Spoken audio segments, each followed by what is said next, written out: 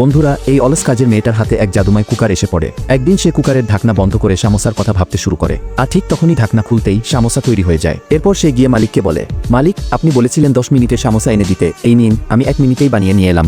আরেকদিন কাজের মেয়ে বসে বসে টিভি দেখছিল। এটা দেখে মালিক রেগে গিয়ে বলল, আমার বিরিয়ানি খেতে ইচ্ছে করছে আর তুমি এখানে টিভি দেখছো। তখন মেয়েটি বলল, মালিক, আপনি এত রেগে যাচ্ছেন কেন?